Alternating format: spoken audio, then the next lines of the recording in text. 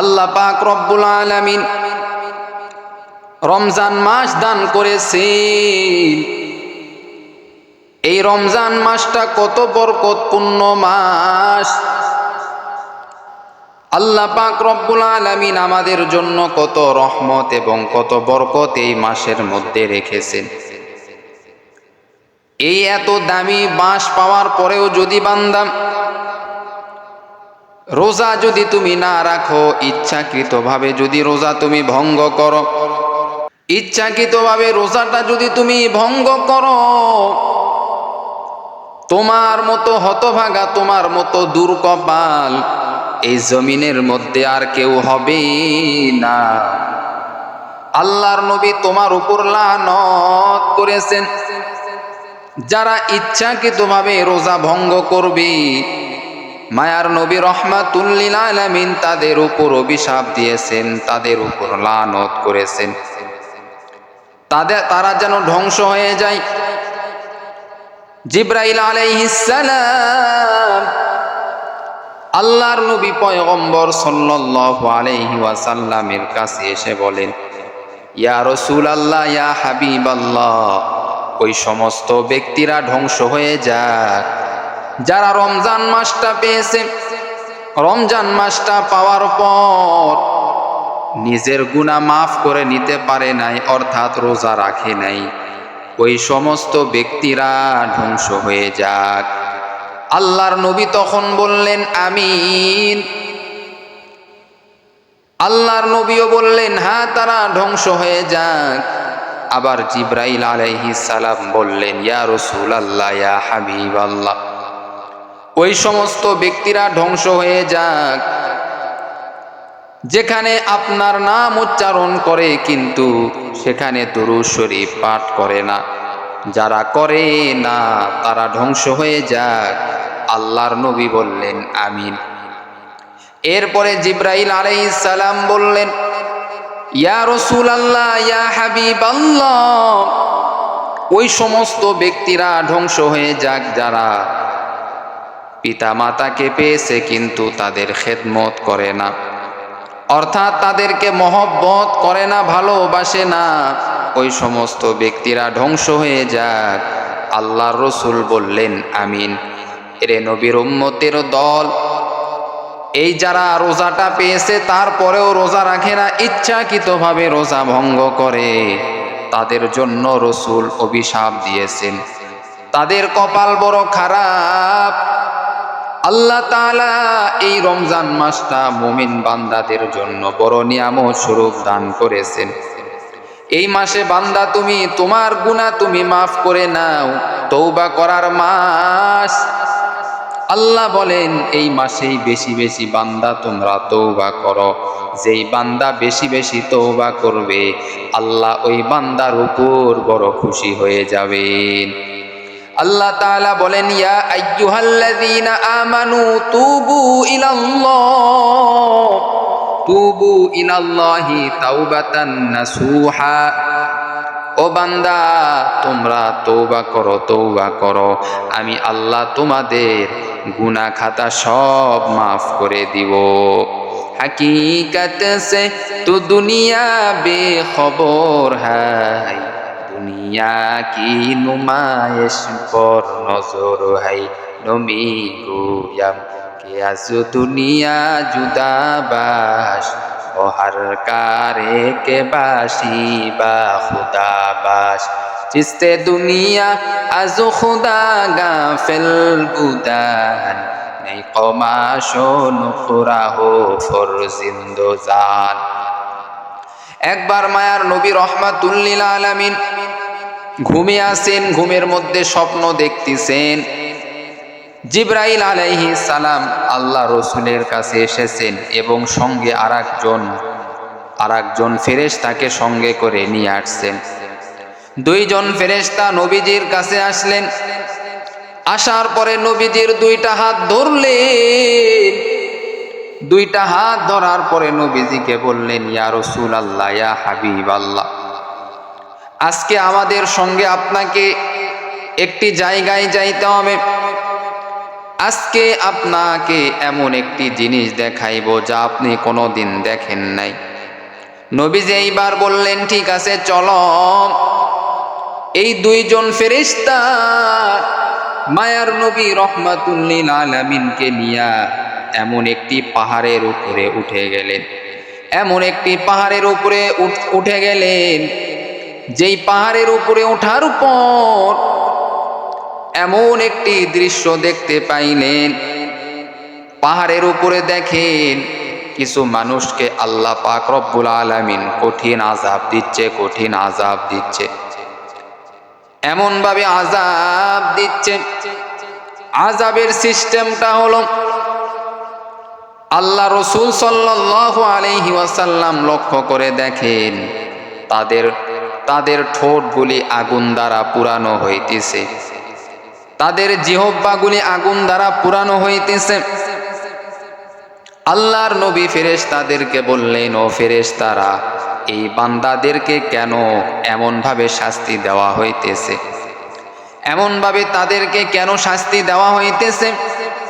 তাদের ঠোঁটগুলি কেন আগুন দ্বারা পুরানো হইতেছে? তাদের জিহ্বাগুলি কেন আগুন দ্বারা পুরানো হইতেছে?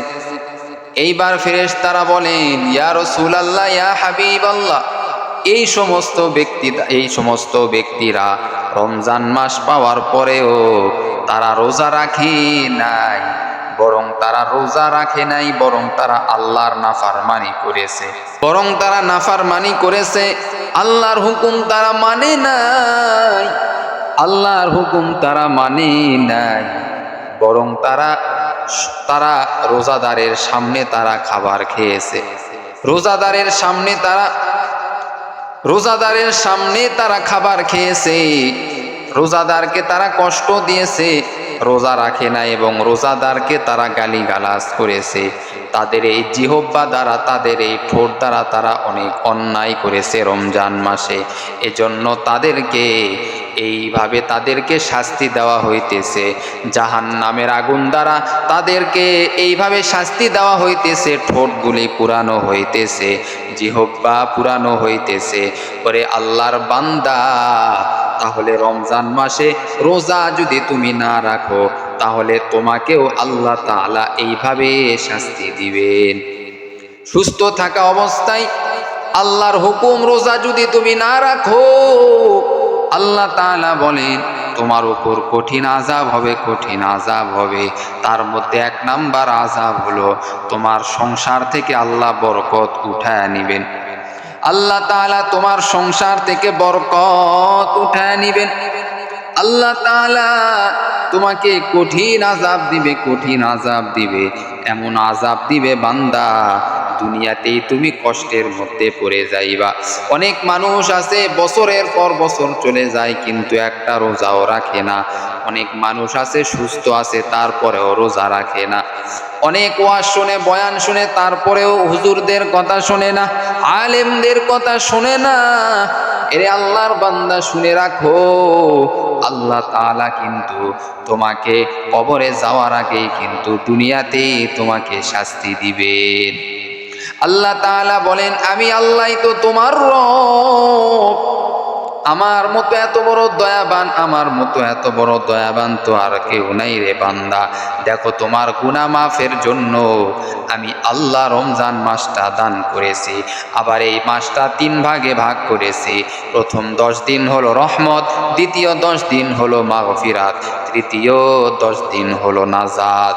আল্লাহ তাআলা বলেন, বান্দা, রহমতের 10 দিনে যদি ক্ষমা না নিতে পারো, তুমি মাগফিরাতের 10 দিনে তুমি ক্ষমা নাও। মাগফিরাতের 10 দিনেও পারো নাই, নাজাতের 10 দিনে তুমি ক্ষমা নাও, আমি আল্লাহ তোমাকে অবশ্যই অবশ্যই ক্ষমা করে দিব।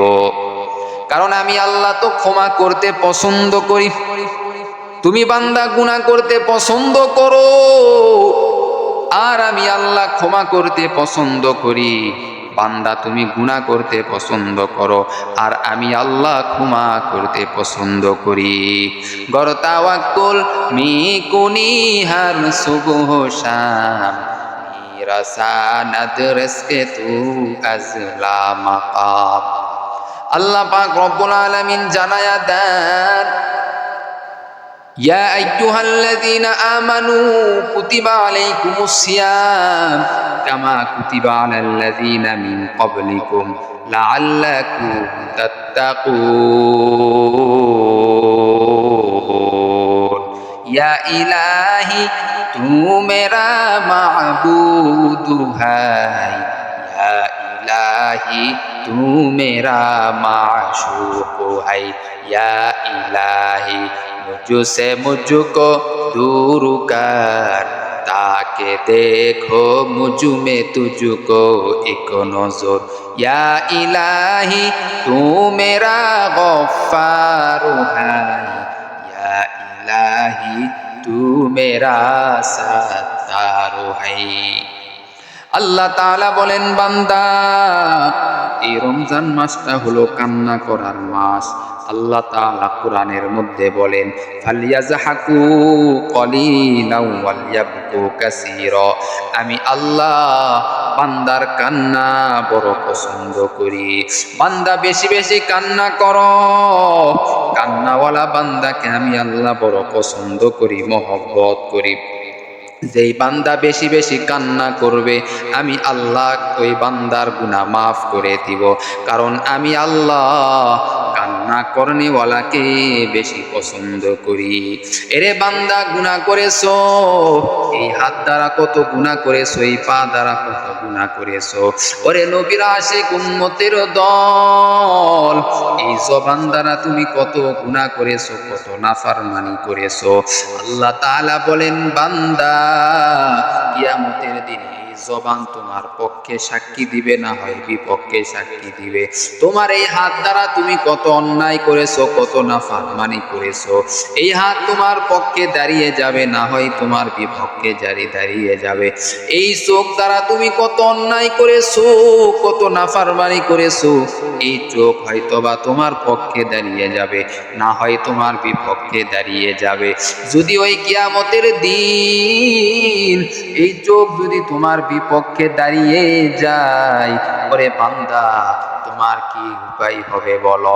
এই চোখ বলবে, আল্লাহ, রোজা রাখা অবস্থায় এই বান্দা বেগানা নারীর দিকে তাকাইছে। রোজা রাখা অবস্থায় এই বান্দা শুধু আমল না করিয়া শুধু মোবাইলের মাধ্যমে সময় কাটাইছে। এই বান্দা শুধু গুনাহ করেছে, গুনাহ। এই বান্দা গুনাহ নিয়া সারাটা জীবন চলেছে। আল্লাহ তাআলা বলবেন, ও বান্দা, গুনাহ করিয়া তুমি সারাটা জীবন চালাইছো। আমি আল্লাহ তো গুনাহগারকে পছন্দ করি না। তারপরেও বান্দা, তুমি কেন তওবা করলা না? আমি আল্লাহ তওবা না করার কারণে আমি আল্লাহ তোমাকে জাহান্নামে ফালায়া দিব। ওই জাহান্নামের আগুন বান্দা তুমি আমি সহ্য করতে পারবো না কোনোভাবেই। জাহান্নামের আগুন সহ্য করার মতো ক্ষমতা তোমার আমার নাই। আল্লাহ তাআলা বলেন, ও বান্দা, জাহান্নামের আগুন তুমি যেহেতু সহ্য করতে পারবা না, তুমি গুনার ধারের কাছে যাইও না। কারণ আমি আল্লাহ ওই জাহান্নামের আগুন এমন করেছি, ওই জাহান্নামের আগুন এত পাওয়ারফুল আমি আল্লাহ করেছি। ওরে বান্দা, ওই জাহান্নামের আগুন এত পাওয়ারফুল করেছি, যার কারণে ওই আগুনের কালার হবে কালো, এত কালো হবে। আল্লাহ তাআলা বলবেন, ও বান্দা, ওই জাহান্নামের আগুনে বান্দা তুমি 1 মিনিটেও তুমি থাকতে পারবা না।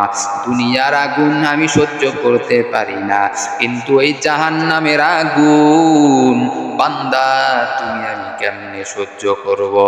আল্লাহ তাআলা বলেন, অতএব বান্দা, গুনাহ নিয়া কবরে যাইও না।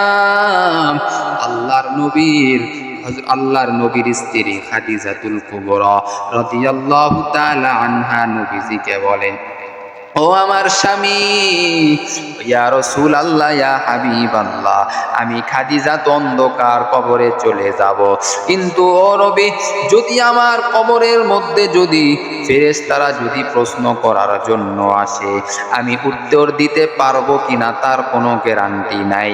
ইয়া রাসূলুল্লাহ, ইয়া হাবিবাল্লাহ, আমি তো আপনার সঙ্গে দীর্ঘদিন সংসার করেছি রে নবী, অতএব আমার প্রশ্নের জবাবটা আপনি একটু দিয়া দিয়েন। আল্লাহর নবী বললেন, ঠিক আছে রে খাদিজা। খাদিজার ইন্তেকালের পর নবীজি দাঁড়িয়ে আছেন খাদিজার কবরের পাশে। আল্লাহ তাআলা বললেন, ও নবী, আপনি খাদিজার জন্য টেনশন করিয়েন না, টেনশন করিয়েন না। খাদিজার প্রশ্নের জবাব আপনাকে দেওয়ার কোনো দরকার নাই। ও নবী, আপনার খাদিজাকে নিয়ে আপনার টেনশন করার দরকার নাই। আমি আল্লাহ খাদিজার প্রশ্নের জবাব আমি আল্লাহ নিজেই দিয়া দিব। ওরে নবীর উম্মতের দল ও আম্মা জানেরা, তুমি গুনাহ নিয়ে যদি কবরে যাও, বলো তোমার কি উপায় হবে? তুমি যে এত গুনাহ করো, নাফরমানি করো, বেপরদায় যে তুমি চলো, তোমার এই চেহারাটা আল্লাহ আগুনের মধ্যে পুরাইবেন, তোমার এই চুলগুলি আল্লাহ আগুন দ্বারা পুরাইবেন, তোমার এই হাতগুলি আল্লাহ আগুন দ্বারা পুরাইবেন। বেপরদায় চলিও না রে মা, গুনাহ নিয়া কবরে যাইও না। আল্লাহ তাআলা বলেন, গুনাহ নিয়া কবরে গেলি কবরের শাস্তি তুমি সহ্য করতে পারবা না, ওই কবরের শাস্তি তুমি আমি সহ্য করতে পারবো না। এজন্য আমাদেরকে আমল নিয়েই কবরে যাইতে হবে। আল্লাহ বলেন, এই রমজান মাসটা দান করেছি, বড় বরকতপূর্ণ মাস, এই মাসে তোমরা আমল করে যাও, আমি আল্লাহ তোমাদের গুনাহ খাতা সব মাফ করে দিব। সুবহানাল্লাহ। আল্লাহ আমাদের সকলকে তৌফিক দান করুন। সকলে বলেন আমিন।